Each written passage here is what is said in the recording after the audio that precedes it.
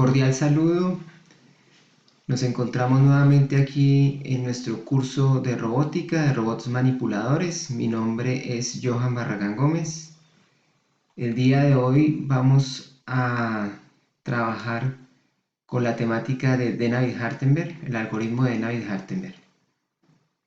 Como es habitual pues en estas presentaciones, siempre tomo algunos libros de fundamentos, entonces en este momento vamos a trabajar con el libro de Hazard, de Teoría de Robótica Aplicada, y en la referencia número 2 tenemos el libro de Barrientos y otros, cuyo título es Fundamentos de Robótica.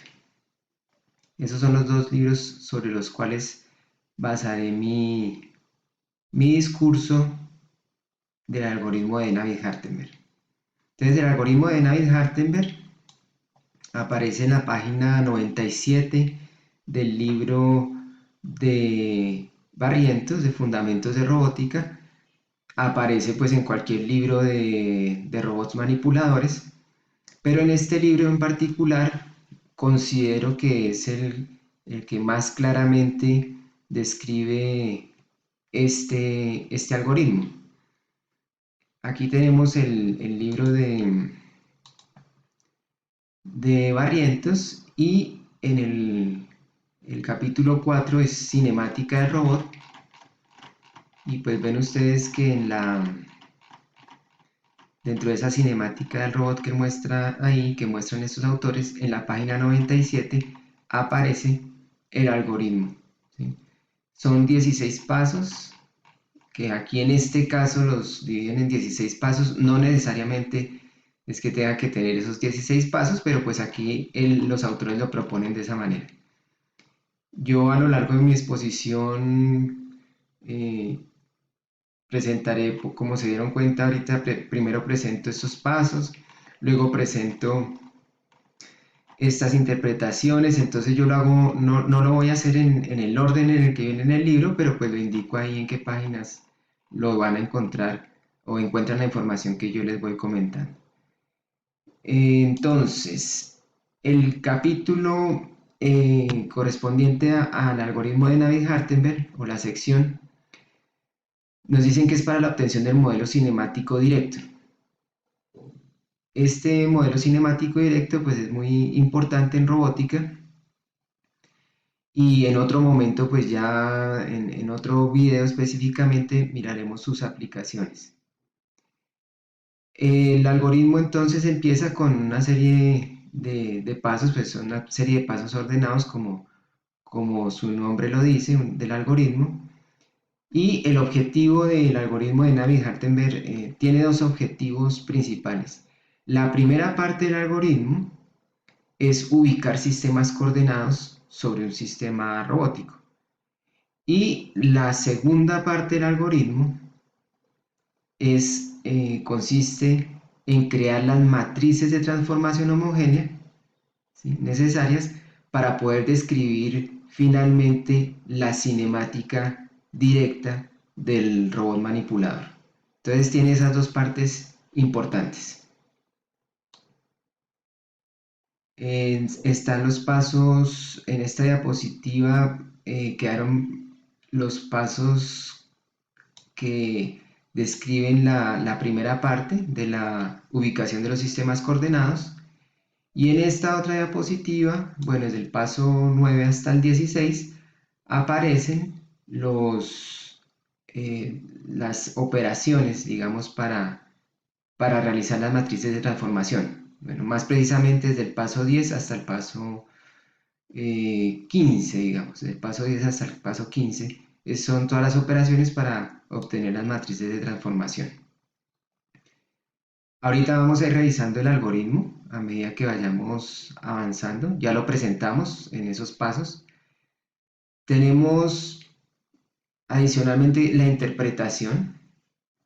Entonces, una vez que los sistemas coordenados están ubicados, es decir, la primera parte del algoritmo de Navier-Hartenberg, una vez que están ubicados estos sistemas coordenados, les decía que la segunda parte consiste en formar las matrices de transformación. Y esos pasos para formar esas matrices de transformación vienen resumidos acá. Eso lo veremos también hoy en esta sesión. Vamos a interpretar esto que está acá también. Esto lo encuentran en la página 96 del libro de Barrientos, no olviden. Nuevamente en la página 97, entonces se encuentran estas operaciones. Dentro de estas operaciones pues están los movimientos que realizamos para ir de un sistema coordenado al siguiente. Y eso también pues lo ilustraremos acá. Lo dejo ahí porque nos va a servir de apoyo. Todo esto que les he mostrado hasta acá nos va a servir de apoyo para el ejemplo que vamos a realizar. Entonces aquí está el ejemplo. En este ejemplo lo he sacado de la página 254 del libro de Hazard, de nuestro otro libro de referencia que les comentaba. Entonces vamos a revisar aquí si nos deja abrir el libro. Entonces, en el libro de Hazard aparecen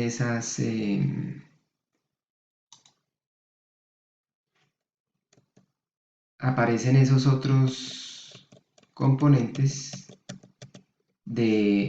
como en todo libro, pues ellos manejan el algoritmo de Navier-Hartenberg también. En la página 254 aparece dentro de la cinemática directa estos dos robots, que son unos robots de geometría simplificada. Y me gusta bastante este ejemplo porque la idea, digamos, aquí es efectivamente ilustrar el algoritmo y no de pronto perderse en la parte geométrica. De estos dos robots vamos a ilustrar el de la izquierda, que tiene 3 articulaciones de rotación. Y específicamente aquí en el libro de Hazard, pues no aparece el desarrollo del modelo cinemático directo de posición o no le aplican el algoritmo de Navier-Hartenberg a este robot.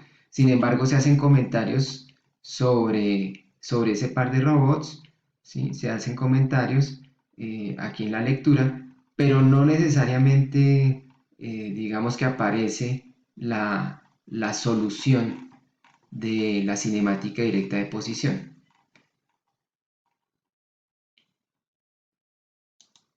Bueno, entonces volviendo acá. Estábamos aquí en esta parte, entonces ya saben dónde encontrar en el libro de Hazard, dónde encontrar en qué página pues por lo menos está este dibujo. Y de aquí para adelante pues vamos a continuar, ahora sí vamos a aplicar sobre este robot, vamos a realizar el algoritmo de Navier-Hartenberg. Entonces aquí viene paso 1 y paso 2, n igual a 3. Entonces, ¿cómo sale eso? En nuestro libro de Fundamentos de Robótica, entonces aquí aparece el primer paso, DH pues por de Navier-Hartenberg, el primer paso, número 1, numerar los eslabones comenzando con 1, el primer eslabón móvil de la cadena, y acabando con n, el último eslabón móvil. Y se enumerará como eslabón 0 la base fija del robot. Entonces aquí arrancamos para nuestro algoritmo. Arrancamos con el eslabón 0. Entonces ese es el eslabón de la base y es el eslabón que está fijo al piso. No se mueve. El eslabón 1 es el primer eslabón móvil. Entonces aquí es importante ir describiendo cómo funciona eso. Por eso les decía que la geometría inicialmente es muy sencilla. Entonces tenemos un cilindro. Como observan ustedes, este cilindro nosotros vamos a considerar que está fijo en el piso. El cilindro está soldado acá al piso.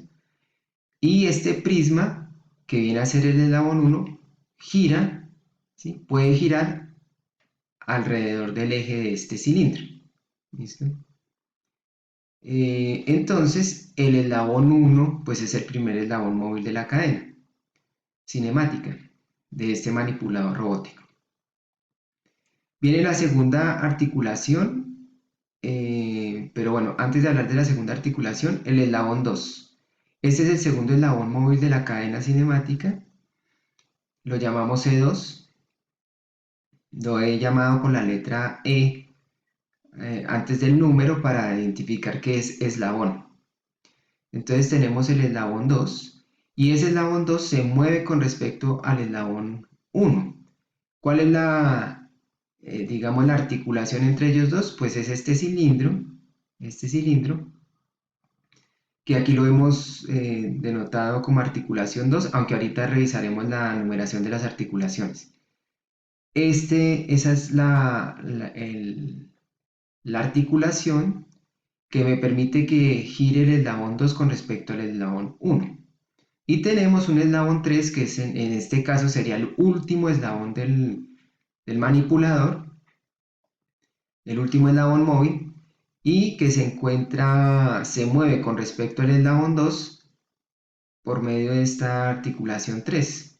Esta articulación 3, este eje de la articulación 3, entonces está formada la articulación por este cilindro. Entonces tenemos esa identificación de esos eslabones y decimos que n es igual a 3. ¿Por qué? Porque me dicen que en el algoritmo, aquí en el algoritmo me dicen que arranque con 1 el primer eslabón móvil de la cadena y acabando con n el último eslabón móvil. Y entonces pues nosotros vemos aquí que el último eslabón móvil efectivamente corresponde con el número 3, ¿sí? Tenemos 3 prismas móviles, ¿sí?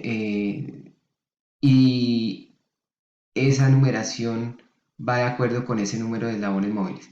Tenemos 3 eslabones móviles y el fijo en la base, el eslabón 0.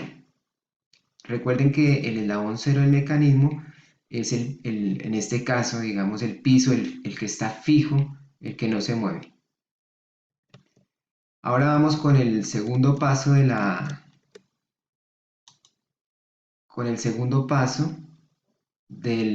algoritmo. Entonces, aquí en este segundo paso me dice numerar cada articulación comenzando por 1, la correspondiente al primer grado de libertad, y acabando en n. Entonces miren que aquí hay algo interesante. Ese n viene a corresponder normalmente con los grados de libertad del robot. Entonces, en este ejemplo que tenemos, n son 3 grados n es igual a 3 y pues tenemos 3 grados de libertad. Vamos a numerar cada articulación. Entonces, comenzando por 1 dice ahí la correspondiente al primer grado de libertad y acabando en n. Esa numeración la tenemos acá. Entonces tenemos la articulación 1, le he puesto la letra A como prefijo para diferenciarla de los eslabones. Entonces tenemos uno identifica aquí el eje de la primera articulación y a esa la llamamos la articulación 1. Ubicamos el eje de la segunda articulación, articulación 2, y el eje de la tercera articulación sería la articulación 3. Esa numeración, pues siempre recuerden que va desde la base del robot hacia el extremo, ¿sí? Siempre va en ese orden. Entonces ya tenemos numerados los eslabones, numeradas las articulaciones, y continuamos entonces con el siguiente paso. Bueno, antes de pasar acá, vamos por el paso 1 y paso 2, vamos para el paso 3 y el paso 4. Entonces, el paso 3 y el paso 4 me dice lo siguiente. En el paso 3, localizar el eje de cada articulación. Si esta es rotativa, el eje será su propio eje de giro. Si es prismática, será el eje a lo largo del cual se produce el desplazamiento. En este caso, digamos que nos adelantamos a esa identificación de esos ejes y ya los teníamos. Son los ejes de la articulación, en este caso son los ejes de estos cilindros. Entonces ya los habíamos identificado previamente. Aquí está este primer eje, el segundo eje, el tercer eje, que los habíamos ya previamente numerado como A1, A2 y A3, ¿cierto? Ahí están. Entonces, como que ese paso 3 ya lo habíamos hecho con anticipación cuando hicimos la numeración de las articulaciones. El paso 4, para ir de 0 a n-1, situar el eje z sub i sobre el eje de la articulación i más 1. Ese paso 4, ¿cómo se interpreta? Entonces aquí tenemos, vamos a hacer la identificación de estos ejes Z. ¿Sí? Entonces, esos van a ser ejes Z, los ejes de las articulaciones van a ser ejes Z, y arranca con el Z sub 0. ¿Sí? Entonces, ¿por qué esa numeración así? Entonces, si vemos aquí en el paso número 3, perdón, en el paso número 4, entonces aquí dice, para ir de 0 a n-1. Entonces arrancamos en 0, terminamos en este caso, recuerden que n vale 3, entonces terminamos en 2. Entonces va 0, 1, 2, ¿cierto? Cada iteración. Situar el eje Z para igual a 0 sería el Z0 sobre el eje de la articulación 0 más 1, o sea, la articulación 1.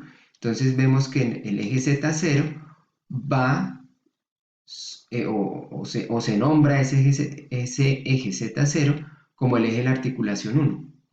Se nombra de esa misma manera el eje Z1 sobre la articulación, sobre el eje de la articulación 2 y se nombra como Z2 el eje de la articulación 3. Ahí quedaron nombrados esos ejes Z. Esa es la parte correspondiente al paso 3 y paso 4. El paso 5, entonces, ya lo veremos acá. El paso 5 nos dice, en el paso 5, corresponde con lo siguiente. Entonces, vamos a ver aquí que me permita mostrar. Perdón. El paso 5, a ver, aquí. Entonces, en el paso 5, me dice que sitúe el origen del sistema de la base, el S sub 0, en cualquier punto del eje Z0. Entonces, esta parte es interesante porque aquí me está dando la libertad de ubicar el sistema coordenado. En este caso, dice aquí el sistema coordenado de la base, S0. Este sistema de S0 que ellos llaman ahí, entre llaves, ese sistema es el X0, Y0, Z0. Esto está representando un sistema coordenado. Y ese sistema se ubica, que es el sistema de la base o el sistema fijo o el sistema inercial. Ese sistema se ubica, aquí en realidad pues me está hablando desde el origen en cualquier punto del eje Z0. ¿Sí?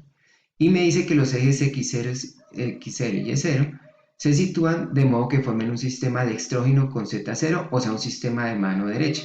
Entonces, este primer sistema de la base es bastante, digamos, da esa libertad, el primer sistema, de esa ubicación del origen y de los ejes X y Y. Entonces, aquí cómo viene esta parte, ese paso 5. En ese paso 5, el sistema se ubicó porque yo lo quise así, aquí en la parte inferior, en la base del mismo robot, ¿sí? El origen. Ese origen, acuérdense que se puede haber ubicado en cualquier sitio del eje Z0. Otras personas que estén haciendo este modelo cinemático directo de posición ¿sí? Que estén aplicando este algoritmo de Navier-Hartenberg, pues podrían, por ejemplo, haber escogido, no sé, por ejemplo, acá arriba, el origen del sistema S0, ¿sí? Del sistema X0, Y0, Z0. Yo lo escogí aquí abajo porque en mi caso, pues, para mí es un poco más ilustrativo, pues, relacionar un sistema fijo o inercial, pues, que tenga relación con el piso y que esté ubicado ahí en el piso. Pero vuelvo y repito, en otras personas podrían haber escogido otro origen. Bueno, aquí una anotación con respecto a eso. Eso quiere decir que los modelos cinemáticos directos, digamos que se pueden generar varios modelos cinemáticos directos dependiendo cómo pues uno ubique los sistemas coordenados. No es un modelo único. Lo que sí es cierto es que uno con los sistemas coordenados que utilice, a partir de ahí, pues con ese sistema, ese conjunto de sistemas coordenados, es que realiza todo su modelo y con ese es que tiene que basarse pues para hacer todas sus simulaciones, todos sus análisis. Entonces el origen lo ubicamos, en este caso yo lo ubiqué aquí en esta base, y me dicen ubique unos ejes X0 y Y0 de tal manera que forme un sistema de mano derecha, un sistema de dextrógiro, y simplemente lo que yo hice acá, pues nuevamente, porque yo lo decidí así, escogí el X0 apuntando en esta dirección y con este sentido positivo, y el Y0, pues ese sí ya me quedaría obligatoriamente de esta forma, porque ya escogí X0, ya tengo Z0, pues el Y0 tiene que formarme un sistema de mano derecha y en este caso, pues ya no le quedaría otra posibilidad sino ir en esta dirección y con este sentido. Entonces aquí me quedó mi sistema de mano derecha para mi sistema coordenado S0, el sistema coordenado que está fijo o que es solidario con el eslabón cero, ¿sí? Este es el sistema fijo inercial.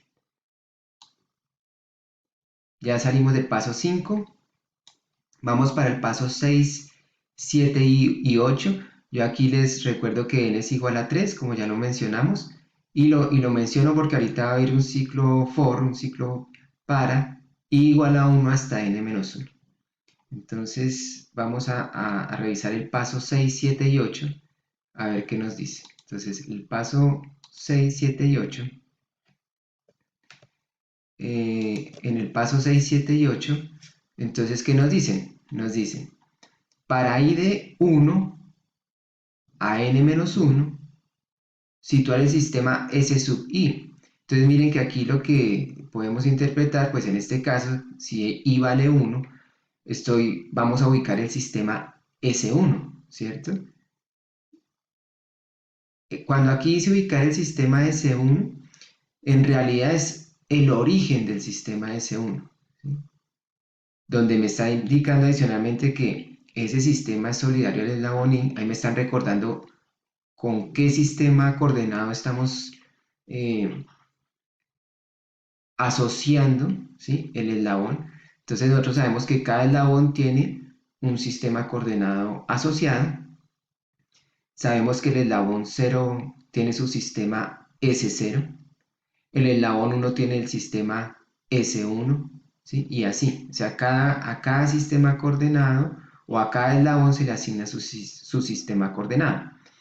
Y aquí me dicen que el origen, les decía yo aquí que de pronto esta palabra yo le colocaría aquí situar el origen del sistema S1, por ejemplo, si vale 1,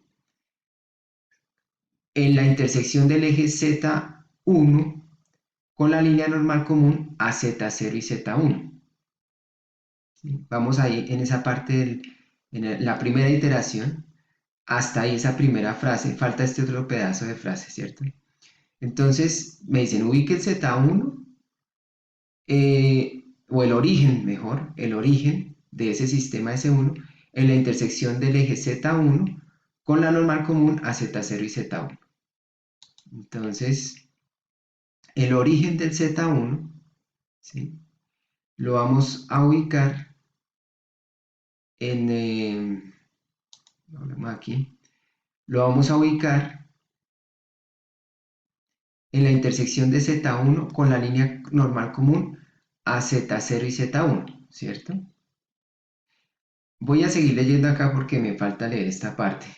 Si ambos ejes se cortasen, se situaría S1, ese origen del sistema S1, en el punto de corte. Y si fuesen paralelos, entonces se situaría el origen de S1, ¿cierto? En la articulación I más 1, en la articulación 2. En este caso, de todo esto que están describiendo acá,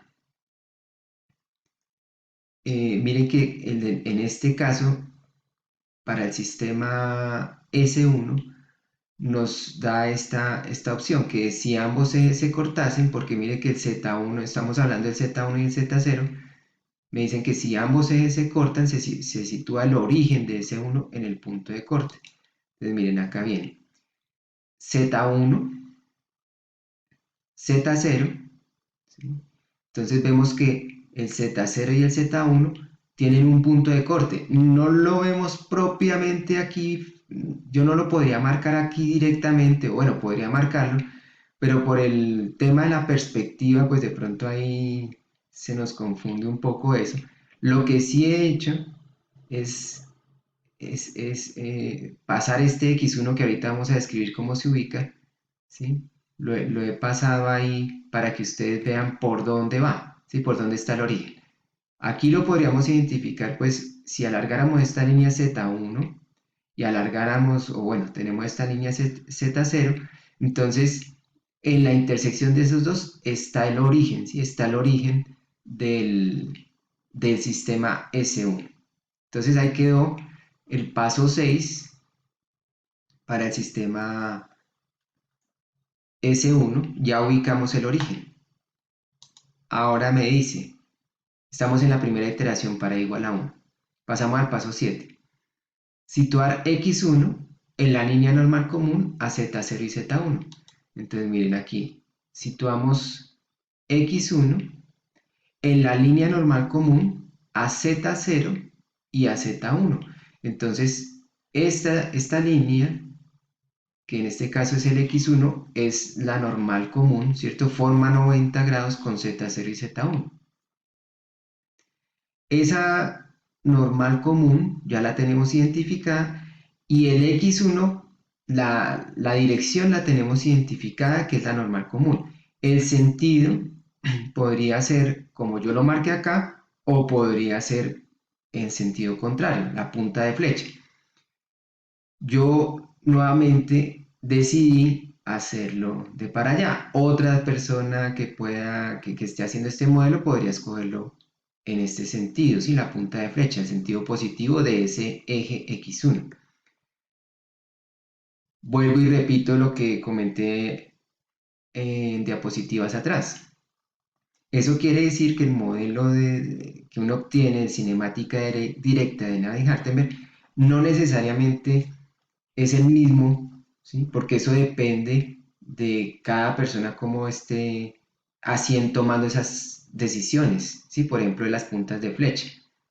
Sin embargo, el algoritmo finalmente pues funcionará muy bien si uno lo sigue correctamente y funciona con esos sistemas coordenados específicos que uno ubicó, con los sentidos específicos que uno ubicó.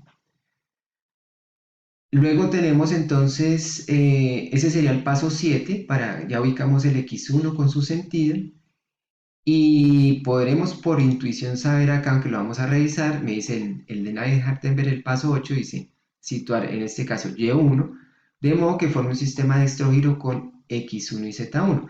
Quiere decir que el eje coordenado que me falta, el eje coordenado que en este caso sería el Y1, pues tiene que cumplir con el tema del sistema de mano derecha. Entonces sería X1 ya lo ubiqué, Z1 ya lo ubiqué, con sus sentidos ya los tenemos. No le queda otra opción al Y1 que estar ubicado pues en esta dirección y en este sentido, ¿sí? Es la única opción que le quedó ya al Y1. No lo podría ubicar en sentido contrario porque no sería, o sea, la punta de flecha no podría ser al contrario, porque entonces no me quedaría un sistema de mano derecha. Entonces ya tenemos x1, y1, z1. Ahora vamos, ya salimos de la primera iteración. Me dice que haga esta iteración de los pasos 6, 7 y 8. Mire que los pasos 6, 7 y 8 hablaba aquí en términos un poco más sencillos. Quiere decir que aquí en el paso 6 ubicamos el origen, ¿cierto? En el paso 7 ubicamos el eje X y en el paso 8 ubicamos el eje Y. Eso fue lo que hicimos. Entonces ya hicimos la iteración para i igual a 1. ¿Hasta dónde va? Hasta n-1, o sea, hasta 3 menos 1, va hasta 2. Entonces vamos a hacer la iteración para i igual a 2. Entonces cuando i es igual a 2, pues ya nos imaginaremos con lo que hicimos, pero revisemos acá. Entonces para i igual a 2, ¿qué tengo que situar? El origen del sistema S2. El origen del sistema S2. Ah, listo. El sistema S2 va a ser el sistema X2, Y2, Z2. El origen tengo que ubicarlo. Por ahora recuerden que antes, claro, yo ya lo tengo aquí resuelto, pero inicialmente yo solamente tengo Z2. Entonces, ¿dónde ubico el origen? Entonces, el origen me dice, otra vez viene en esto, ¿no? Dice, en la intersección del eje, en este caso estamos en I2, ¿cierto? Entonces, en la intersección del eje Z2 con la normal común a Z1 y Z2, ¿sí? Si ambos ejes se cortasen, S2 se situaría el origen en el punto de corte. En este caso los ejes no se cortan, mire. El Z1 y el Z2 no se cortan, ¿cierto? Son paralelos, entonces no hay punto de corte. Quiere decir que esa opción no nos sirve en este caso. La otra opción dice, si fuesen paralelos, el sistema coordenado S2 se situaría en la articulación I más 1, o sea, en la articulación 3, si fuesen paralelos. En este caso se cumple que son paralelos, y entonces me dice, mire, el origen de ese sistema coordenado, x2, y2, z2, el origen ubíquelo sobre el eje z2, ¿sí? Sobre la articulación, sobre el eje de la articulación 3, o sea, sobre el eje z2. ¿Dónde lo ubico? Donde yo quiera, porque simplemente me dice ubíquelo sobre ese eje. Entonces, en este caso, yo nuevamente tomo una decisión, ¿sí? Entonces ahí vienen las decisiones de la persona que está haciendo el modelo. En este caso yo decidí ubicarlo en el origen, si voy con Z2, si alargara esa línea ya no la imaginamos, yo decidí ubicarlo en la cara, en esta cara, bueno, si lo vemos aquí, que esta fuera cara derecha, en la cara izquierda, ¿sí? Allá por donde pasa el eje de la articulación Z2 o el eje de la articulación A3, el Z2, lo ubiqué allá en esa cara izquierda, ¿sí? El origen, que aquí pues no lo veo, no lo pongo ahí pues por facilidad de lectura de esto, de este dibujo, pero pues ya saben dónde está ese origen, ¿listo? Ese origen me dice adicionalmente, ya lo tengo ubicado, ahora me dice el paso 7, situar el X y en este caso el X2 en la línea normal común a Z1 y Z2. Entonces, el X2, ¿sí? El paso 7, me dice dónde ubico o cómo ubico el eje X2. Me dice, ese X2 debe ser la normal común a Z1 y Z2. Y esta normal común, tal como lo tenemos acá, ya sabemos por dónde pasa, por qué origen. Entonces, en este caso, esta línea es la normal común. ¿Para dónde voy a dejar el X2? Positivo, esa flecha. Yo lo decidí para allá, ¿sí? Entonces, se imaginan ustedes ya o se acuerdan que en el paso 8 es escoger Y2. Entonces, el paso 8 me dice situar Y2 de modo que forme un sistema de dextrógiro con X2 y Z2. Entonces, ubicamos el Y2 de tal forma que me genere un sistema dextrógeno, un sistema de mano derecha con lo que ya tenía previamente. Z2 lo tengo, X2 lo tengo, Y2 no le queda otra opción que ir en esta dirección y en este sentido de esta punta de flecha. No hay de otra. Entonces aquí me queda X2, Y2, Z2, un sistema de mano derecha. Ahí lo tenemos listo. Y habremos cumplido con los pasos 6, 7 y 8. ¿Sí? Ya hicimos estamos próximos a terminar la primera mitad del algoritmo de Navier-Hartenberg. Solamente nos falta ubicar un último sistema, el del paso 9.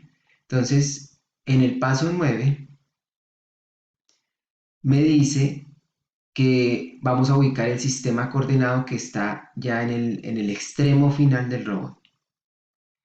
Recapitulando hasta acá, mire que ya ubicamos el sistema S0, es decir, el X0, Y0, Z0, que viaja, bueno, entre comillas viaja, está fijo en el piso, es solidario al piso, ¿sí? Está fijo. El sistema X1, Y1, Z1, que es solidario con el eslabón 1, este sí digamos que viajaría con el eslabón 1 cuando se mueva. Tenemos el sistema X2, Y2, X2, Y2, Z2, que viaja con el eslabón 2, y aquí lo tenemos de la anotación que habíamos hecho en el primer paso del algoritmo. Entonces, este sistema X2, Y2, Z2 viaja con este eslabón, ¿sí? Hay que tener eso muy presente y tener cuidado cuál sistema coordenado está viajando con qué eslabón, porque ese es un error común de a primera vista o rápidamente, por ejemplo, ver uno que este es el X2, Y2, Z2 y entonces pensar que, por ejemplo, está con el eslabón 3, ¿sí? Entonces deben tener mucho cuidado, recordar cada sistema coordenado con qué eslabón está viajando. Y tenemos faltaría entonces lo que les decía en el paso 9, ubicar el último sistema.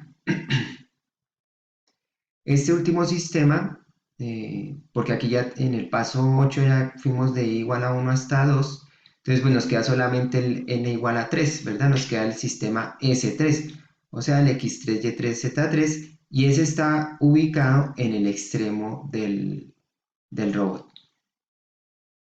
Ese sistema X3, Y3, Z3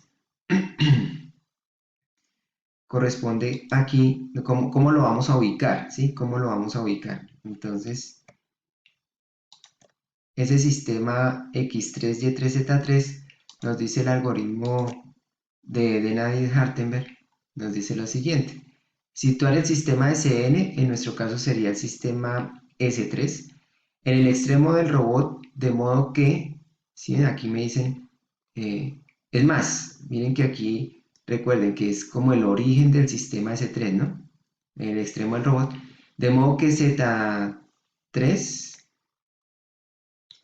coincida con la dirección de Z2. Entonces, mire, uno lo que hace es lo siguiente. Entonces, cogemos Z3 que coincida con la dirección del anterior, ¿sí? Entonces, coincida con la dirección de Z2. Entonces, nosotros ubicamos el Z3 coincidiendo con esta dirección del Z2. ¿Sí ven? Es decir, o en este caso, pues está en la misma dirección, paralelo, ¿sí? Pero está ubicado en el extremo del robot, no olviden, en el extremo. Ahora, ¿en el extremo en dónde? Pues el origen normalmente que uno hace, que escoge de origen, pues es como el centro, en este caso sería el centro de esta cara que digamos está oculta aquí en la perspectiva. Entonces, esa cara extrema ya de ese prisma, ahí en el centro de esa cara, en el centro geométrico, estaríamos escogiendo el origen. La dirección del Z3, no olviden, paralelo en este caso al Z2. Y el sentido lo dejamos también preferiblemente igual, ¿sí? Otra persona puede escoger un sentido contrario, pero aquí pues es recomendable dejarlo preferiblemente en la misma punta de flecha, el mismo sentido que en este caso que el del Z2. Y nos dice adicionalmente que el xn, en este caso el x3, sea normal a z2 y z3. Entonces el x3, ¿cómo lo escojo? Lo escojo de tal manera que forme un ángulo de 90, o sea normal, con z3 y z2. Y pues esta dirección que escogemos acá, pasando por ese origen que ya dijimos, pues es normal, forma un ángulo de 90 tanto con z3 como con z2. Ese sería x3. Y sabemos, pues por lo que ya hemos hecho, pues aquí no formalmente, pues aquí en el paso 9 no me dicen nada del eje Y, pero pues por lo que ya hemos hecho, sabemos que el eje Y3 obligatoriamente tendrá que ir ubicado de tal forma que genere un sistema de mano derecha con x3 y z3. Y entonces la única opción es esta dirección para Y3 con esta punta de flecha. Y ahí nos quedó nuestro sistema de mano derecha. Hasta el paso 9, acabamos el paso 9. Acabamos el paso 9 y hemos acabado la primera mitad del algoritmo de Navier-Hartemer para este caso de nuestro manipulador que estamos aquí desarrollando. Este manipulador tiene, entonces resumiendo, ¿qué hemos hecho hasta acá? Numeramos los eslabones, numeramos las articulaciones, no las estoy mostrando todas las articulaciones. Voy a mover un momentico esto para acá. Entonces, miren, como resumen, ¿sí? Tenemos en nuestro robot con los eslabones, no están todas las numeraciones, pues para evitar aquí llenar esto de tantas letras y eso. Pero hicimos la numeración de los eslabones, hicimos la numeración de las articulaciones. Bueno, aquí por lo menos en este dibujo sobrevivió la articulación 3, la notación. ¿Qué más hicimos? Ubicar el sistema de la base, el x0, y0, z0. Luego ubicamos el x1, y1, z1. Ubicamos el x2, y2, z2 y ubicamos el x3, y3, z3. Hasta aquí viene la primera parte del algoritmo de Navier-Hartenberg, que es ubicar los sistemas coordenados. Esa es la primera parte. La segunda parte es generar ya las matrices de transformación. Entonces voy aquí a achicar un poco la presentación para devolverme rápidamente.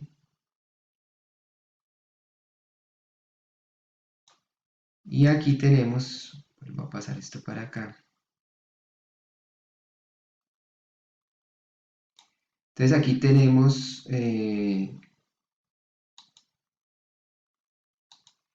nuevamente, perdón acá un segundito. Entonces aquí tenemos nuestro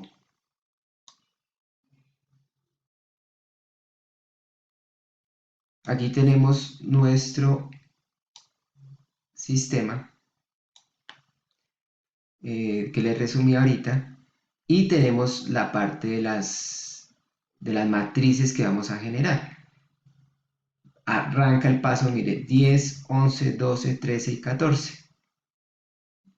Como es esa iteración, entonces va de igual a 1 hasta igual a n. Como tenemos esta iteración, el algoritmo nos dice que para igual a 1 hasta igual a n, por eso he escrito aquí el n, que sabemos que es 3, ya lo habíamos definido al principio.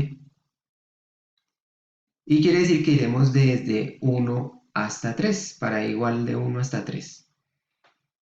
En las matrices, entonces, que se van a generar finalmente, aquí les doy como el adelanto de lo que vamos a obtener. Vamos a obtener las matrices que me llevan del sistema 1 al sistema 0, la matriz que me lleva del sistema 2 al sistema 1 y la matriz que me lleva del sistema 3 al sistema 2. Esas son matrices de transformación homogénea, es decir, son matrices de 4 por 4 las que se van a obtener acá, 4 filas por 4 columnas. ¿Cómo obtenemos esas matrices? Entonces, eso es lo que vamos a ilustrar. Bien, aquí está esta partecita. Vamos para la primera iteración, para i igual a 1. Entonces, vamos en la primera iteración y aquí me dicen que son los pasos 10, 11, 12 y 13 y 14. Vamos a revisar. Lo vamos a leer solamente esta vez y en las siguientes pues ya lo haremos un poco más rápido, digamos sin leer tanto esto. Pero en el paso 10 me dice que obtener un ángulo θi, como el ángulo que hay que girar en torno a z0, para que x0 y x1 queden paralelos. Recuerden que estamos en el i igual a 1. Entonces miren, lo que yo quiero aquí en el primer paso es que los x queden paralelos. Ahorita lo vamos a hacer ya con un poco más de rapidez.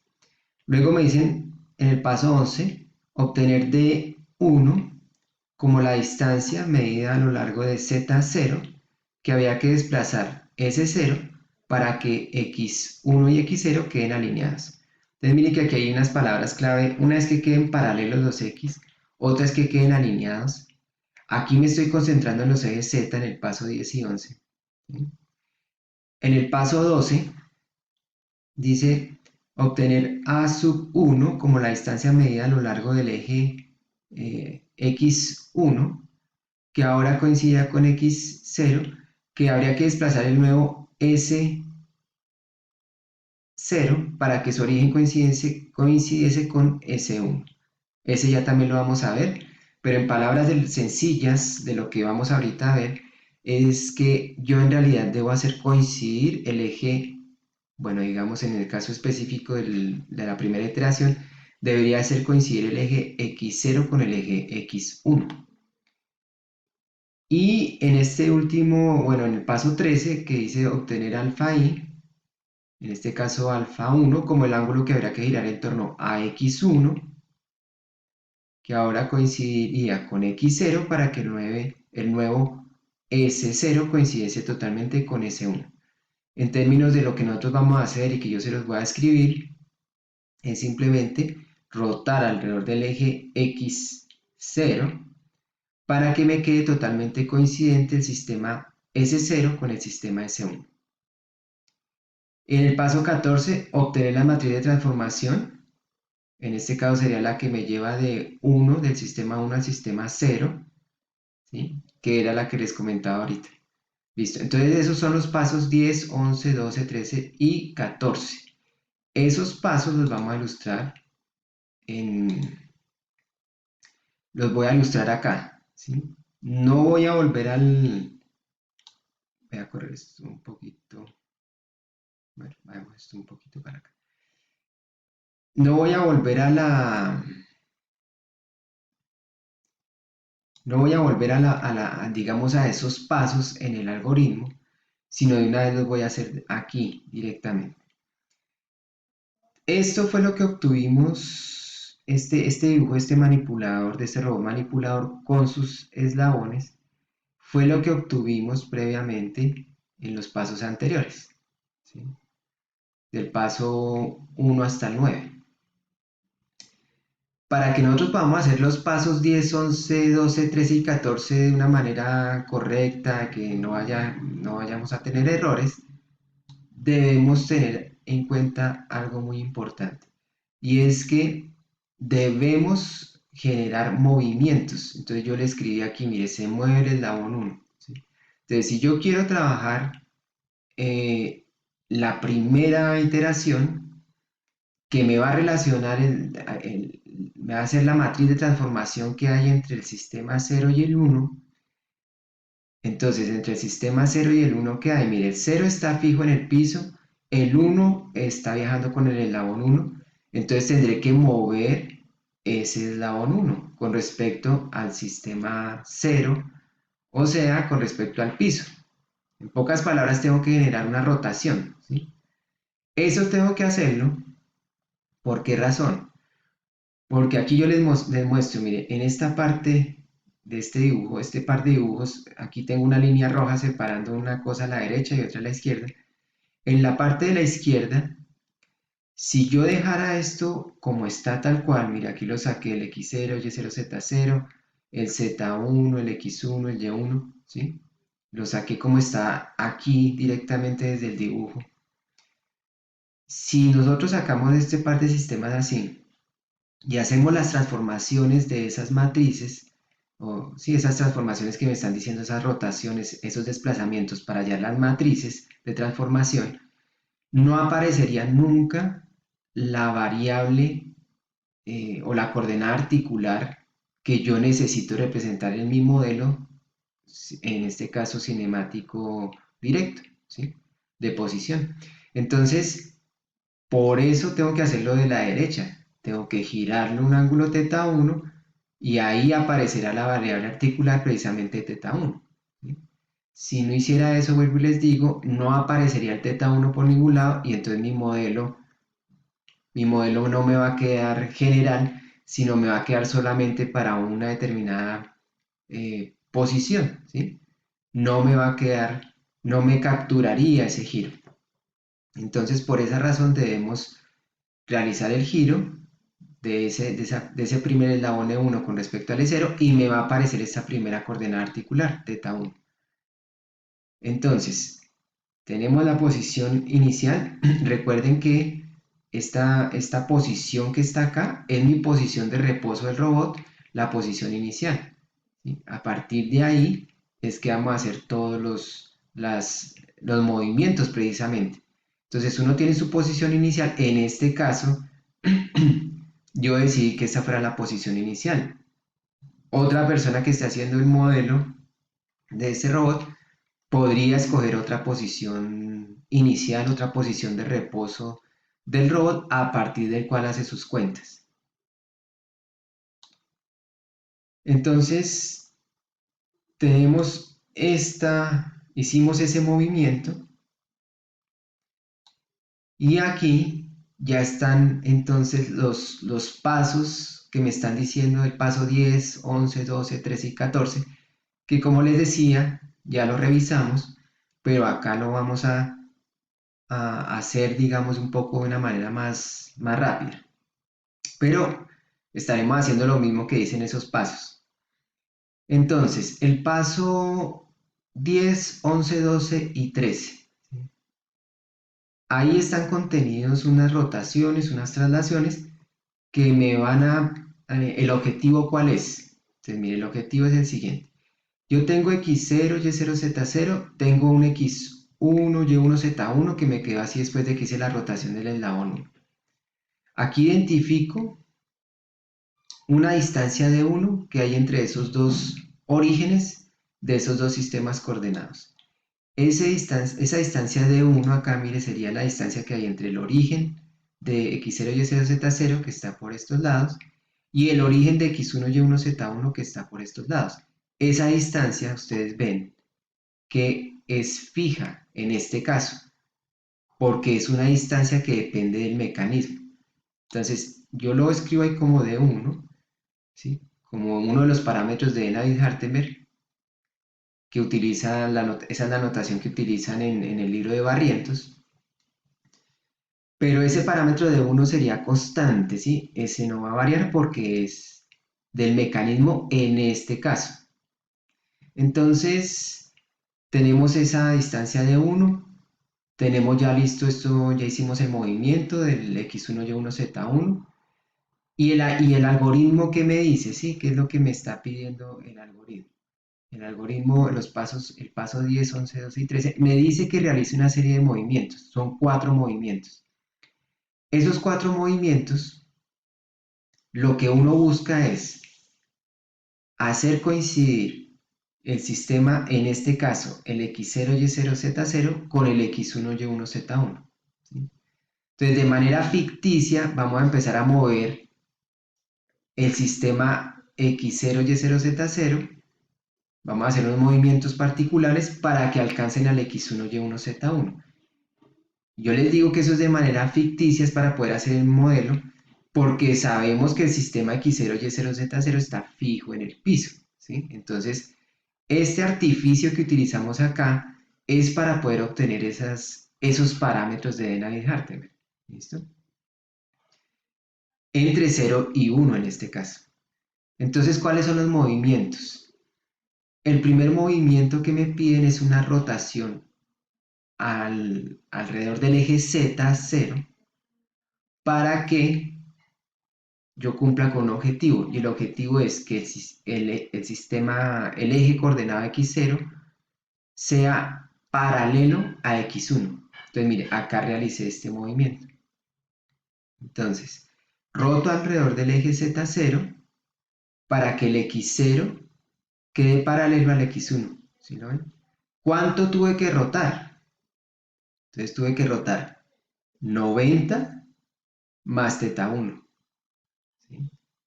Tuve que rotar 90 más θ1. Esos 90 son fijos y son por la disposición de las...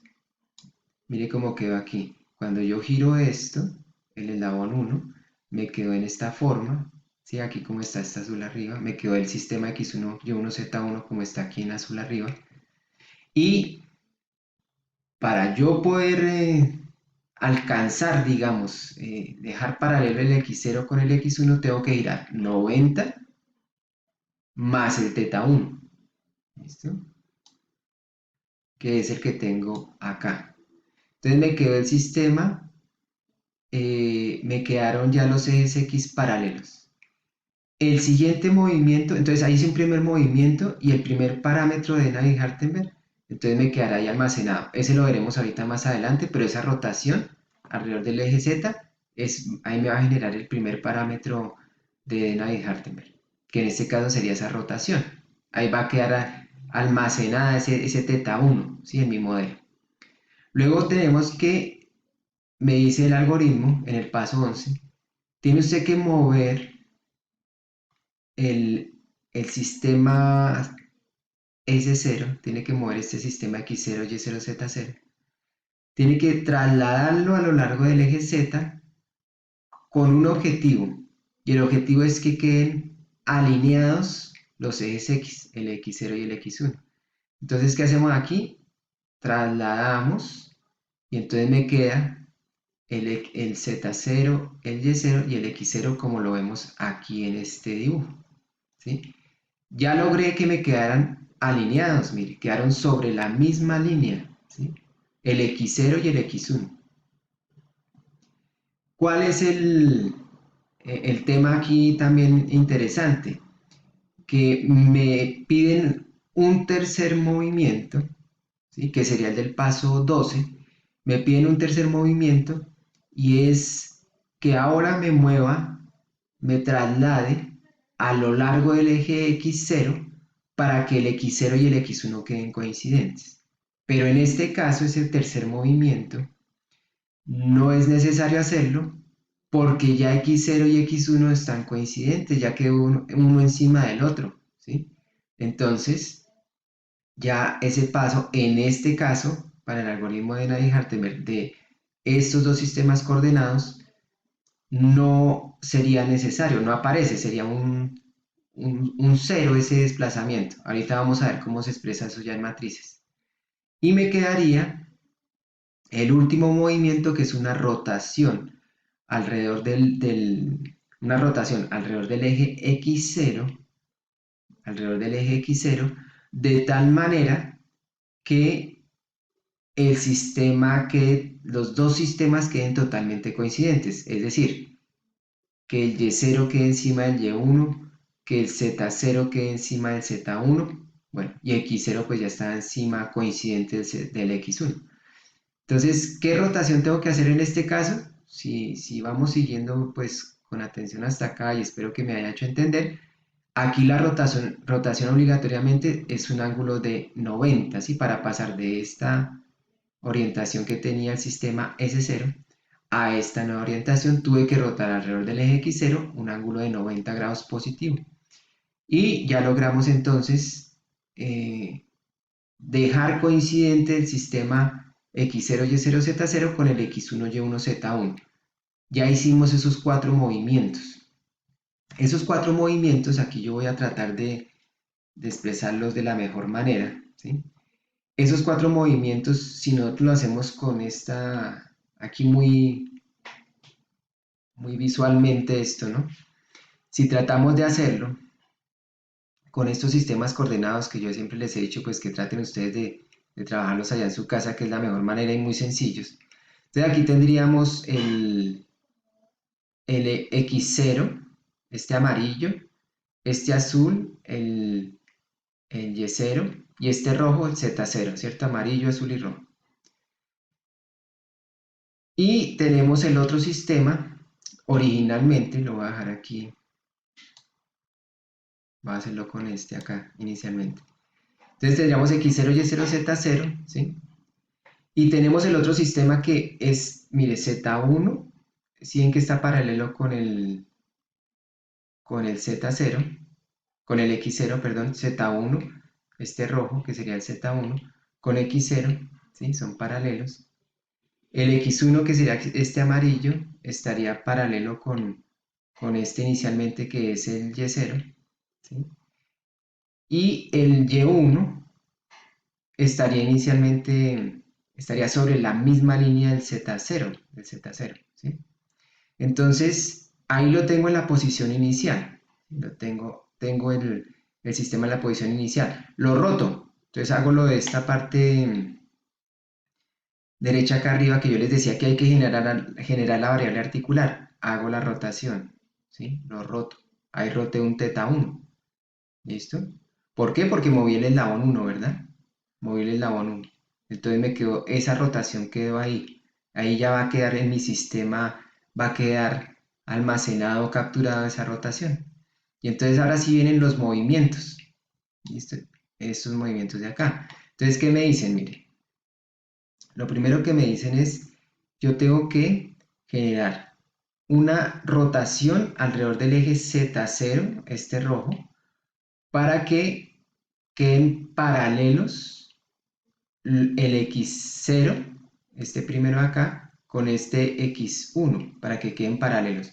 ¿Qué tengo que hacer? Rotar 90, porque obligatoriamente como me quedó eso configurado, tengo que rotar 90, y ahora sí alcanzo con θ1, ¿cierto? Entonces 90 más θ1, quedaron paralelos el X0, este de aquí, con este X1, quedaron paralelos.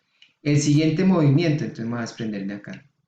El siguiente movimiento, tengo que moverme en Z0 para que queden alineados los ejes X. Entonces, mire, me muevo en Z0, ¿sí? A lo largo del Z0, para que me queden alineados los ejes X. Ese fue el segundo movimiento. El tercer movimiento me dice que me mueva ahora en X0, ¿sí? Que me desplace en esta dirección para que queden coincidentes el X0 y el X1, pero es que aquí ya coinciden, entonces no tengo que hacer ese movimiento, ¿sí? Ese desplazamiento. Y finalmente me dice, rote alrededor de X0, recuerden que X0 es el que tengo aquí, ¿sí? Este de aquí, rote alrededor de X0 para que coincidan Z con Z, Y con Y. Entonces, mire, roto, ¿sí? Rotamos 90 y me va a quedar Z con Z, rojo con rojo, azul con azul y amarillo con amarillo, ¿sí? Eso de una manera pues muy esquemática, simplemente es pues para ilustrarlo, ¿sí? Esos son los movimientos que estamos haciendo, ¿listo? Entonces, si ustedes hacen eso allá con el kit de robótica que yo le llamo, de los ejes coordenados y digamos es que de una manera pues eso es pues algo muy visual, ¿no? Digamos no tan preciso, pero sí visualmente le da a usted la idea de qué es lo que está pasando. Entonces, eso es lo que estamos haciendo. ¿Cómo se representa eso ya en matrices? Que sería el paso 14, ¿sí? El paso 14 me dice acá el algoritmo, recuerdan ustedes, mire, me dice obtener las matrices de transformación. Ahorita estamos en la primera iteración, entonces estoy buscando la matriz, y vale 1, y entonces estoy buscando la matriz de transformación homogénea, la 0, 1, o la que me lleva de 1 hacia 0, ¿sí? donde 0 y 1 son los números de los sistemas coordenados, ¿no? Entonces, expresando esos movimientos que acabamos de ilustrar aquí, o los movimientos pues, que hicimos aquí con nuestro kit de robótica, entonces tenemos que registrar esos 4 movimientos, ¿sí? Esos 4 movimientos los registramos en las matrices de transformación homogénea. Entonces, miren, el primer movimiento habíamos dicho que tengo que rotar alrededor del eje Z0 90 más θ1. ¿Cuál es la rotación alrededor del eje Z? Es esta. Esa es la matriz de transformación homogénea que me representa una rotación alrededor del eje Z. Un ángulo θi. Aquí hay una cuestión y es una notación que vamos a ver más adelante. Aquí no lo escribí, pero más adelante lo vamos a ver en estas mismas líneas diapositivas. Es que mi rotación no fue tan directamente un θ1, sino fue θ1 más 90. ¿Por qué? Porque así me quedó mi parametrización. Entonces, aquí hay que tener mucho cuidado. Entonces usted dice, no, espera, aquí no puedo meter de una vez θ1, sino es θ1 más 90. Claro, la matriz me sigue sirviendo la forma, pero entonces sería coseno de θ1 más 90, seno de θ1 más 90, menos seno de θ1 más 90 y coseno de θ1 más 90, y el resto pues de los términos que me quedaron de una rotación alrededor del eje Z. Tengo mi primera matriz, que no coincidió exactamente con la de una rotación en Z, digamos un ángulo θ, porque tuve que meterle a ese ángulo, sumarle 90. Para esta primera iteración, el segundo movimiento que hicimos fue a lo largo del eje Z, un D1. Recuerdan que era este D1 por acá. A ver, esa traslación, ¿sí? Esa traslación entonces es la que estamos capturando aquí, esa información. Entonces se traslada la matriz en el libro de Haza la llaman así esas matrices de, de traslación, entonces con la letra D mayúscula, a lo largo del eje Z una distancia de 1. Ahí está, entonces esta es la matriz y este de 1 queda de esta forma. Esta matriz de transformación homogénea me está representando una traslación en el eje, a lo largo de un eje Z, una distancia de 1. La otra traslación, recuerdan que decíamos que ahora era alrededor del eje, o a lo largo mejor, ¿no? Una traslación a lo largo del eje X, para que quedaran coincidentes el X0 y el X1, y habíamos dicho que no era necesaria. Entonces, ¿qué quiere decir eso? Que ese parámetro A sub i de Navier-Hartemer en este caso vale 0, y esta sería la matriz, ¿sí? Si se dan cuenta que ese movimiento finalmente no se usó, y vean que quedó como una matriz identidad. Eso va a ser característico de los movimientos que no se usen, de esos 4 movimientos en este algoritmo, los movimientos que no se generen quedan como una matriz identidad.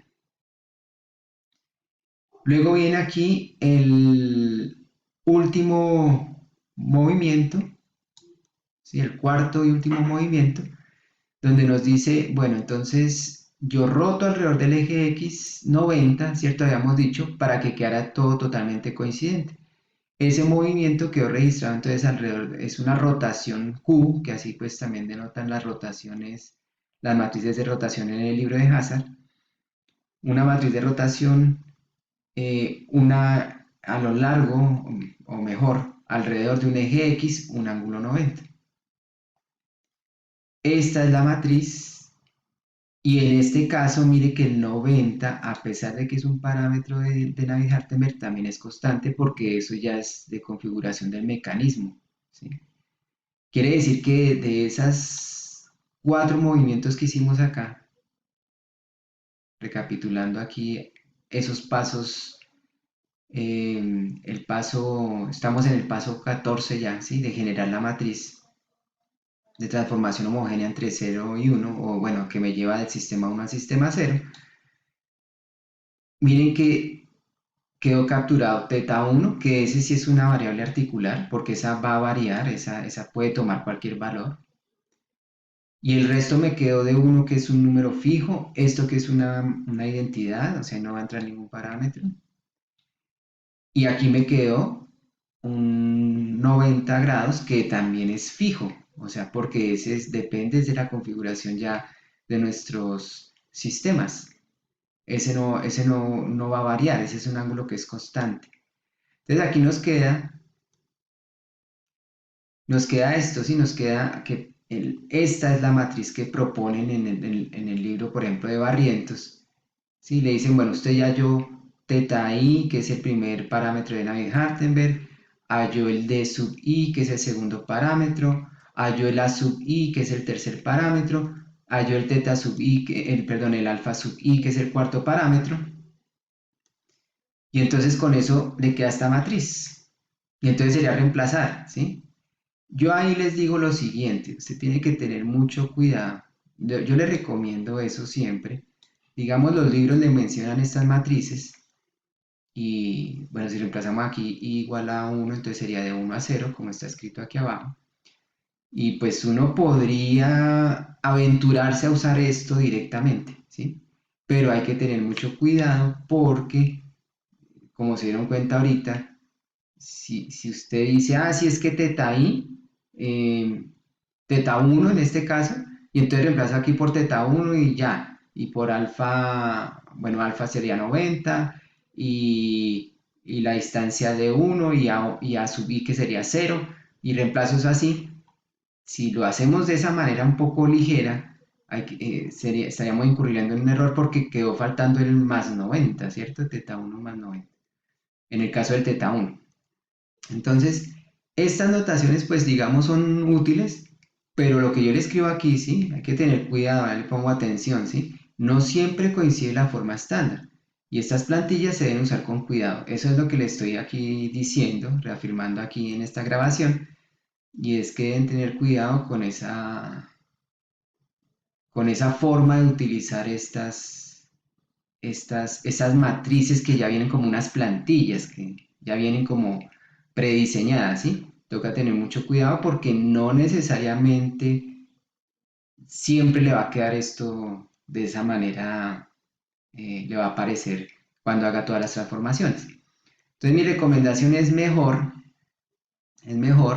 que usted arme las multiplicaciones. Y tenemos ahorita herramientas software pues lo suficientemente poderosas donde se arman esas matrices y se multiplican. Entonces digamos que esto no genera tampoco mayor conflicto. ¿Cómo quedaría la matriz A1 que me lleva de 1 al sistema 0? ¿Sí? Entonces, ¿cómo me quedaría? Me quedaría con el orden de las operaciones como las hicimos. ¿Sí? Como hicimos puras movimientos relativos, como se dieron cuenta, siempre referenciados con el sistema, lo que iba quedando, hicimos con referencia al sistema casi que digamos movimientos eh, relativos a lo que iba quedando en los ejes, ¿sí? Cómo iba quedando orientado, cómo iba quedando posicionado. Entonces nos queda de esta forma la matriz, la multiplicación. Nos va a quedar una rotación alrededor del eje Z, un ángulo θ 1 más 90. Ese fue el primer movimiento.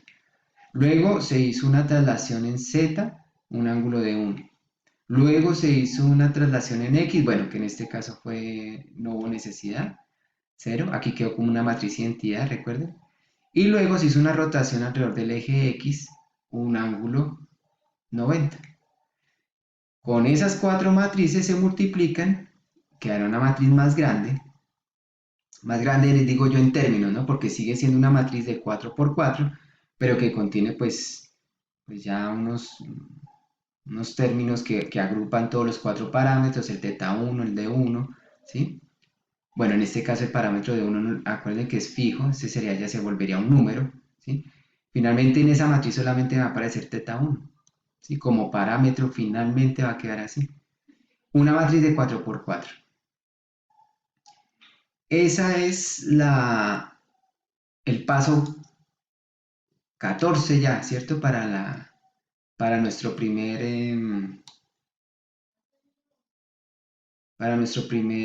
nuestra primera matriz. De una manera similar, ¿sí? De una manera similar, estaríamos trabajando Vamos a ubicarla aquí. Con la siguiente matriz. Entonces la siguiente matriz que queremos es la matriz A21, ¿sí? Ya hicimos aquí arriba, en toda esta fila que ilustramos ahorita de diapositivas, hicimos la matriz A10, hallamos esa. Entonces aquí vamos a hallar la matriz 21, ¿listo? En la segunda iteración de ese ciclo for que estamos haciendo para los pasos 10, 11, 12, 13 y 14. Entonces aquí ya haciéndolo un poquito más rápido,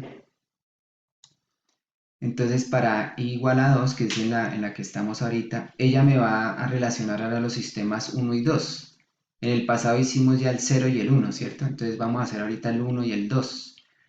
Entonces la relación que hay entre los sistemas coordenados 1 y 2, entre el S1 y el S2. Entonces aquí tenemos la versión original, digamos, en la posición de reposo de los sistemas S1 y el sistema S2, que lo saqué de acá, ¿sí? Está X1, Y1, Z1, X2, Y2, Z2, esto en morado.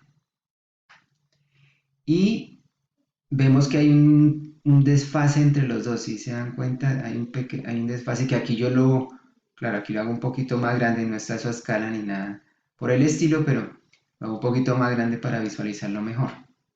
Esa es la posición de reposo. Como les comenté en la anterior transformación que hallamos, si nosotros no movemos esto, no aparece la variable articular. Entonces, ¿qué debemos hacer antes de realizar las transformaciones de los pasos 10, 11, 12, 13? ¿Sí? ¿Qué debemos hacer? Debemos primero mover el eslabón. Como estoy trabajando entre el sistema 1 y el 2, entonces muevo el eslabón 2. ¿Sí? Así funciona esto. Entonces, aquí hicimos el movimiento del eslabón 2 y me queda esta orientación, x2, y2, z2. ¿Sí? Recuerden que el sistema x2, y2, z2 viaja con el eslabón 2. ¿Sí? Es solidario, está unido con el eslabón 2. Cuando yo lo roto, pues me queda con esta nueva orientación, que fue la orientación con la que quedó el eslabón 2. Medido desde el 1, ¿cierto? O sea, con respecto al 1, al eslabón 1. Bueno, cuando ya tenemos eso claro, entonces arrancamos con las transformaciones. Entonces las transformaciones vuelve otra vez los movimientos, ¿listo? Entonces miren, en este caso queremos obtener la matriz eh, que me lleva del sistema 2 al sistema 1, la A12, ¿sí? Eso. Entonces esa matriz, ¿cómo la obtengo? Entonces tengo que moverme desde el sistema 1 al sistema 2. ¿Por qué? Porque ese es el artificio que hemos dicho, ¿sí? Que de esos movimientos para poder generar esa matriz de transformación. Entonces, el primer movimiento es rotar, a ver, voy a ponerlo por aquí. Acuérdense que el sistema originalmente está, el X1, Y1, Z1 está de esta forma, bueno, como lo tengo aquí abajo. Entonces, lo primero es rotar alrededor del eje Z1 para que me aparezca o para que me queden paralelos el X1 y el X2. ¿Cuánto tengo que rotarlo? Pues θ2, ¿sí? Que fue el movimiento que yo hice. En este caso, miren que sí me coincidió directamente, a diferencia del anterior que tuve que a la variable articular sumarle algo, ¿cierto? Aquí directamente ya con hacer el giro de θ2 ya me quedó X1 y X2 paralelo. Una vez que tengo ese primer movimiento de rotación alrededor del eje Z1, el segundo movimiento entonces es moverme a lo largo de Z1 para que el eje X1 y X2 queden alineados. Entonces me muevo a lo largo del eje X1 y entonces llegaría a esta configuración que tengo acá, en la mitad, donde el X1 queda alineado con X2. ¿Sí? ¿Cuánto tuve que moverme en Z1? De 2. Esa fue la distancia que me tuve que mover. Esa distancia de 2, a pesar de que es un parámetro de David-Hartenberg, pero es fijo. ¿sí? Miren, ese es fijo porque es la distancia, esa distancia es del mecanismo, ¿sí? Que yo me tengo que mover, ese de 2. Entonces, esa distancia es fija. La que es variable hasta ahora sí es teta 2, esa sí varía, ¿cierto? Porque esa yo la puedo girar lo que yo quiera, pero el D2 no, el D2 es un parámetro fijo de Navier-Hartenberg ahí en este caso. Luego tengo que realizar, entonces ya los tengo paralelos, los tengo ya alineados. El tercer movimiento que me dice de Navier-Hartenberg, que sería como el paso, mire, 10, 11, el paso 12, me dice muévase a lo largo del eje X para que queden el X1 y el X2 coincidentes. Entonces nos movemos a lo largo del eje X1 para que queden coincidentes y me quedaría esto, esta nueva posición que está acá, X1 encima del X2. ¿Cuánto tuve que desplazar, hacer esa traslación? A2, que es el otro parámetro de Navier-Hartenberg en este caso. Ese A2, miren que también es constante porque es una distancia que hay, es una distancia del mecanismo, en este caso es la distancia que hay entre articulación y articulación, entre ejes articulares, ¿cierto? Entonces, esa distancia en este caso también es constante. ¿Listo? Y llegamos entonces a esta parte y nos quedaría el último movimiento. El último movimiento, que sería el del paso 13, es rotar alrededor del eje X1 para que todo coincida. O sea, para que coincida Y con Y y Z con Z. El detalle acá es que no es necesario hacer ese último movimiento porque ya los ejes Y1 y Y2 coinciden, el eje Z1 y Z2 coinciden. Entonces no es necesario hacer ese movimiento y nos quedaría entonces ese último parámetro no se usaría. Esa última rotación sería una rotación de 0 grados. Ese último parámetro de Navier-Hartenberg. El paso 14, ¿qué me dice? El paso 14 me dice, ahora arme eso matricialmente. Entonces, matricialmente, ¿cómo es? Entonces, vuelve y queda acá como lo que habíamos mencionado. Entonces, la primera fue una rotación alrededor de un eje Z, lo primero que hicimos, un ángulo teta, y en este caso coincidió que fue alrededor del eje Z, bueno, sí, claro, ese sí siempre va a ser alrededor del eje Z de primer movimiento, pero en este caso sí fue un teta 2 puro, digamos, no tuve que meter en ningún ángulo adicional. Entonces, reemplazamos acá. Ahí sí reemplazamos directamente, mire, teta 2, ¿sí? Directamente. Sobre la matriz de rotación que me recomendaban ahí en esa plantilla. Simplemente uno, si no quiere trabajar con esas plantillas, bueno, o busca, por ejemplo, en la página 34 del libro de Hazard, ¿cierto? Busca ya las matrices de rotación básicas, en este caso la de Z, y la reemplaza. El segundo movimiento, que fue un desplazamiento en la dirección del eje Z, en este caso el Z1, una longitud de 2. Recuerdan que esta 2, ya habíamos dicho que es un parámetro que es de Navier-Hartenberg, pero que es constante, porque es del mecanismo. Entonces, aquí me quedó ese desplazamiento en Z de 2. ¿Sí? A eso correspondió ese segundo movimiento. El tercer movimiento me decía, listo, entonces desplácese en X una longitud a 2 que habíamos dicho que también es del mecanismo, que es la distancia entre las articulaciones, entre los ejes articulares en este caso, y en este caso entre la articulación 2 y la articulación 3, ¿no? Entonces, perdón, sí, entre la articulación, vamos a revisar aquí, o sea que les esté cometiendo una imprecisión, pero efectivamente es entre la articulación 2 y la articulación 3. Ajá.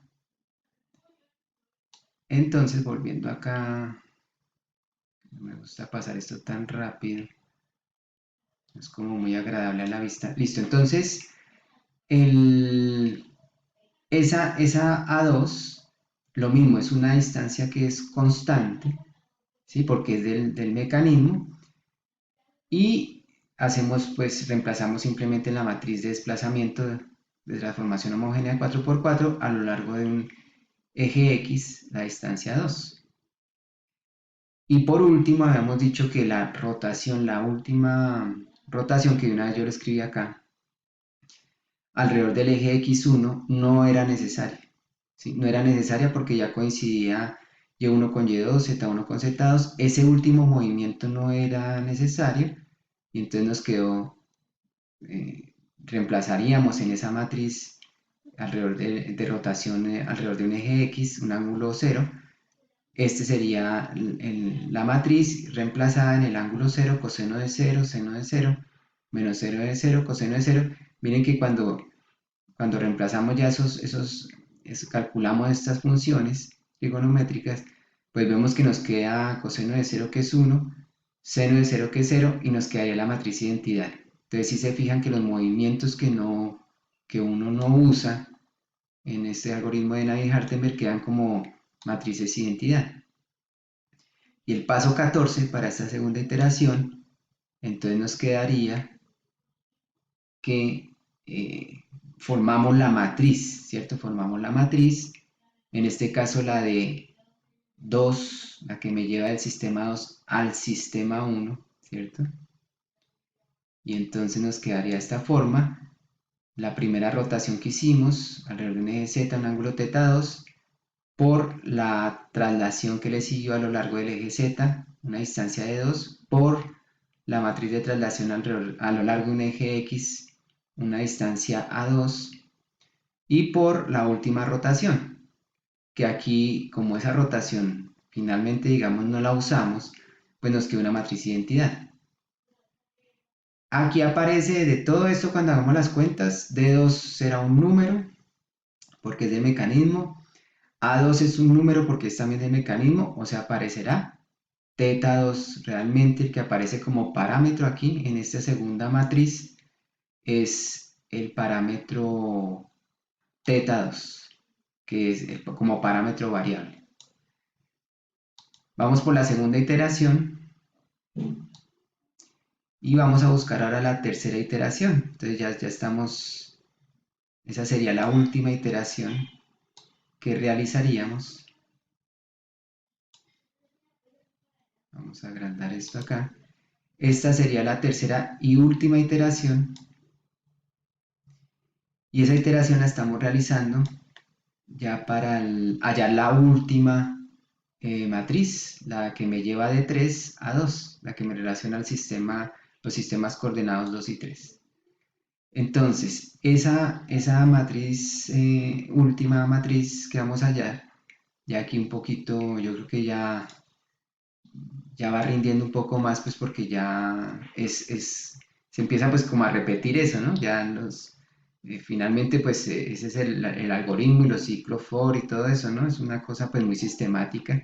Entonces aquí lo que tendríamos que hacer nuevamente, tenemos la posición inicial, la tengo aquí arriba, la posición digamos de reposo, x2, y2, z2, x3, y3, z3, ¿sí? Que corresponde con esa posición de reposo que teníamos aquí en nuestro sistema. Miren que hay un desfase, ¿no? Hay un desfase entre, aquí lo ilustré, ese desfase en estas líneas punteadas, o sea, los sistemas tienen quedaron con ese desfase inicialmente, que son puros desfases del mecanismo, ¿no? Porque lo ubicamos de esa forma. Cuando vamos a hacerlo de Navier-Hartenberg, los pasos 10, 11, 12 y 13, recuerden, hay que mover el eslabón. En este caso estamos trabajando entre el sistema coordenado 2 y el sistema coordenado 3, entonces tenemos que mover el eslabón 3, ¿sí? El último eslabón, tenemos que moverlo, ¿listo? Si no lo movemos, recuerden que no aparecería la variable articular, que en este caso es la θ3, entonces ahí tenemos problemas porque ese modelo que obtengamos no nos va a quedar general. Y nosotros precisamente queremos es para cualquier posición articular. Entonces, hacemos el movimiento, me queda como gira el eslabón 3, pues el sistema coordenado x3, y3, z3 viaja con el eslabón 3 y entonces pues queda orientado de esta forma. Y a partir de ahí empezamos a hacer nuestras transformaciones, en este caso primero los movimientos, que son los pasos 10, 11, 12 y 13. Entonces, ¿qué tengo que hacer en primer lugar? Entonces, miren, estoy en esta posición aquí abajo a la izquierda, ¿sí? Recuerden que tengo que siempre llegar a hacer coincidir el sistema, en este caso el x2, y2, z2, con el x3, y3, z3. Entonces, con 4 movimientos, siempre son 4 movimientos, ¿no? Que están descritos en el 10, 11, 12 y 13, en esos pasos del algoritmo. Entonces, ¿qué es lo primero? ¿Sí? Vamos a hacerlo. Entonces, el primer movimiento es una rotación alrededor del eje z2 para que queden los ejes X paralelos. Entonces, mire, rotamos ¿cuánto? Teta 3, para que quede X2 con X3 paralelo. Ahí va el primer movimiento. El segundo movimiento, tengo que trasladarme en Z2 para que queden los ejes X2 y X3 alineados. Entonces me trasladé esta distancia de 3. Bueno, aquí hay una particularidad y es que esa distancia de 3, si se dan cuenta que me trasladé en menos z, ¿no? En menos z2. Ahí va. Entonces me trasladé en esa distancia, en ese sentido negativo, y me quedó x2 alineado con x3. Entonces ahí va el segundo movimiento, ¿no? Que ese se describiría en el paso 11 del algoritmo. El paso 12 sería, tengo que moverme a lo largo de x2, trasladarme, para dejarlos coincidentes, el x2 y el x3. ¿Sí? Entonces, miren, me muevo con el sistema y voy a hacerlo uno encima del otro. Entonces me quedó el x2 encima del x3. Ahí está. ¿Listo? Ese es el paso 13. ¿Cuánto me moví? Una distancia A3. Nuevamente, esa es del mecanismo. Entonces, miren, el A3 sería la distancia que hay entre la articulación 3, el eje de la articulación 3, y el extremo allá del robot, ¿sí? Eso es constante. En este robot y en ese caso como está, eso es constante. Entonces, ya llegamos a esta posición y el último movimiento que estaría escrito en el paso 13 es rotar alrededor del eje X2 para que coincida todo, Y2 con Y3 y Z2 con Z3. En este caso muy particular, pues no tenemos que hacer esa rotación porque ya me quedó todo coincidente. Listo, entonces el último movimiento no lo tuvimos en cuenta, ¿sí? O fue un ángulo de cero. ¿Qué hacemos luego? Armamos las matrices. Entonces aquí está la matriz, la del primer movimiento. Entonces, el primer movimiento que fue una rotación alrededor del eje Z2, un ángulo teta 3, aquí está reemplazado directamente porque fue, en este caso, pues no tuvimos que ningún ángulo adicional como nos pasó en el primer caso. Entonces aquí vamos directamente con la rotación alrededor del eje Z teta 3, nos quedó esa matriz.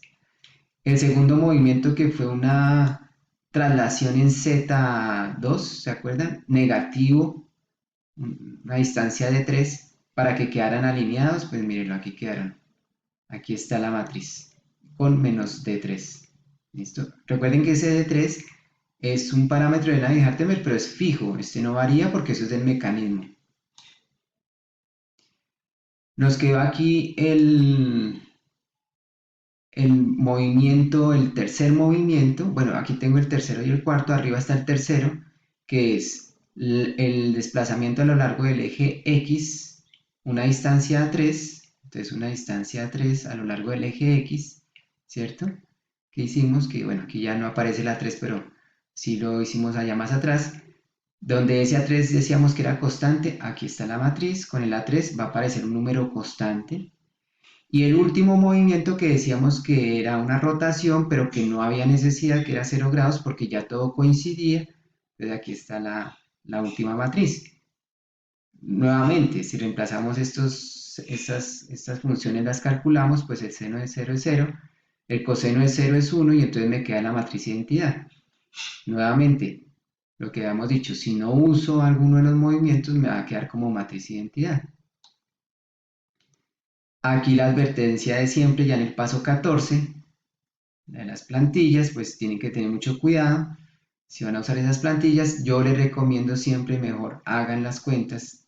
Si tenemos software poderoso que hace esas cuentas, entonces pues digamos que estas plantillas es más como la explicación y en el caso del libro de Barrientos pues las muestran ahí, pero yo les aconsejo siempre utilicen es directamente las multiplicaciones y entonces aquí nos quedaría esa matriz que me lleva del sistema 3 al sistema 2 sería el resultado de multiplicar la matriz de rotación alrededor del eje Z, un ángulo θ 3, por la matriz de traslación que me lleva a lo largo del eje Z, la traslación que hicimos a lo largo del eje Z, una distancia de 3 negativa, por la otra matriz de desplazamiento a lo largo del eje X, una distancia de 3, y por la última rotación alrededor del eje X, que en este caso fue de 0 grados, y pues esto nos da una matriz de identidad, esta última de acá.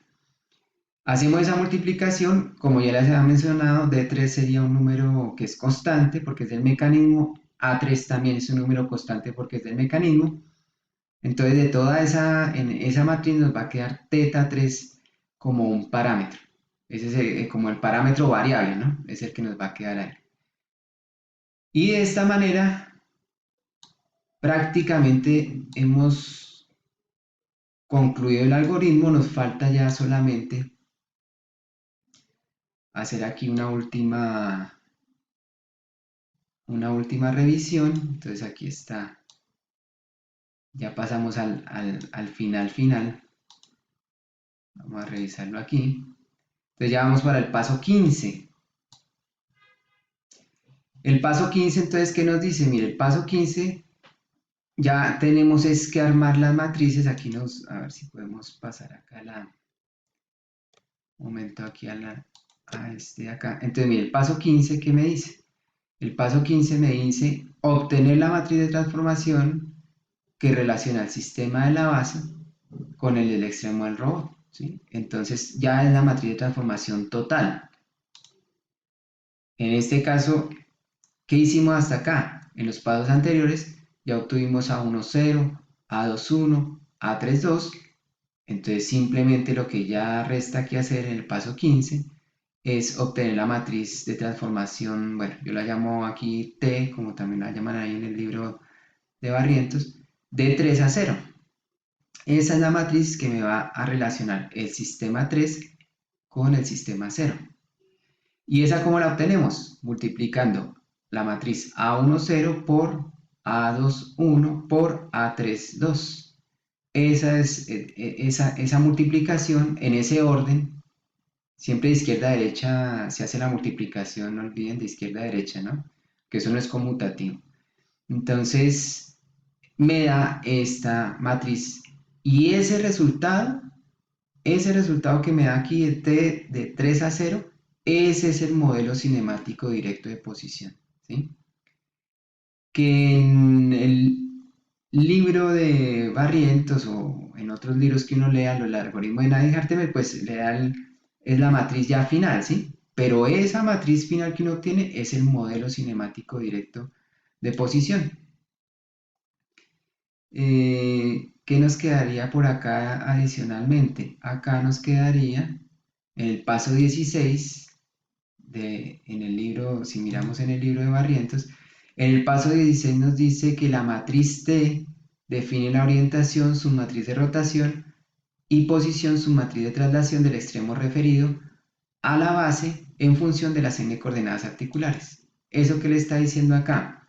Aquí lo saqué de esta manera y es que esa matriz que me da de transformación homogénea de 3 a 0, pues es de 4 por 4, es una matriz de 4 por 4, creo que eso faltó escribirlo acá, vamos a ver si lo escribimos. A ver, escribámoslo aquí en color verde. Esa matriz es de 4 por 4, a ver, revisemos aquí, lo voy a poner el tamaño aquí en la esquina. Entonces, esa matriz sería, vamos a ver si escribe esto, creo que eso. Es una matriz de 4 por 4 ¿sí? 4 filas por 4 columnas, donde la submatriz que le dicen ellos ahí de 3 por 3 es la parte de rotación, le está dando la información de rotación. Abajo hay una última fila de 1 por 3 que son 3 ceros, ¿cierto? Como un vector, bueno, si lo llamáramos como un vector fila de 3 ceros.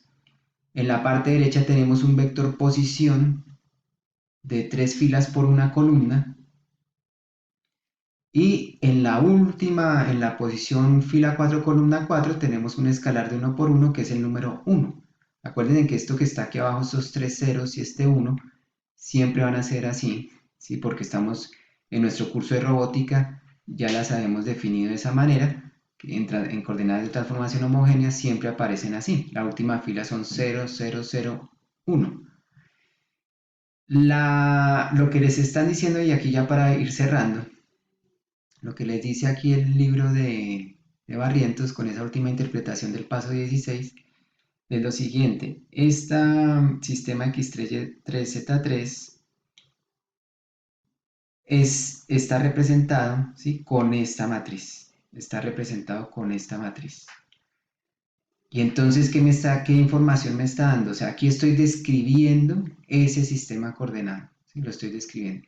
¿Qué estoy describiendo? La orientación que tiene. ¿Sí? La orientación que tiene.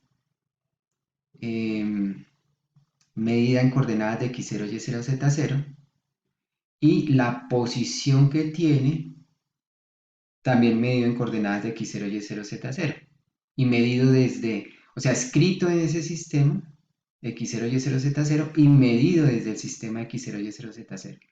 Cuando yo les digo aquí esa posición medida desde x0, y0, z0, recuerden que en este caso sería un vector posición que va desde el origen del sistema S0 hasta el origen del sistema S3.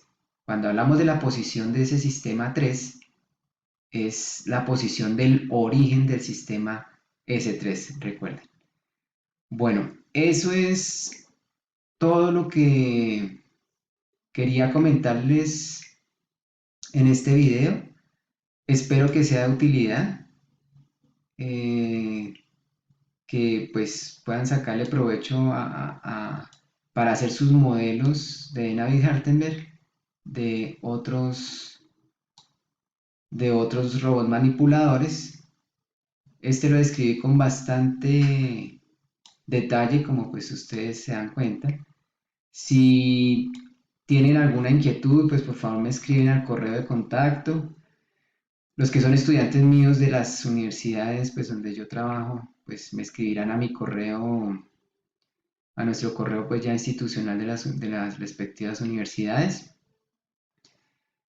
Si no pertenecen directamente conmigo a ningún curso que estén tomando conmigo en alguna universidad, pues por favor me escriben al correo de contacto que aparece acá y yo con mucho gusto les puedo resolver inquietudes. También pues pueden dejar comentarios y, y bueno, espero que lo que les digo que sea de bastante utilidad y quedo atento a cualquier requerimiento, a cualquier inquietud. Con mucho gusto los atenderé. Que tengan un buen día.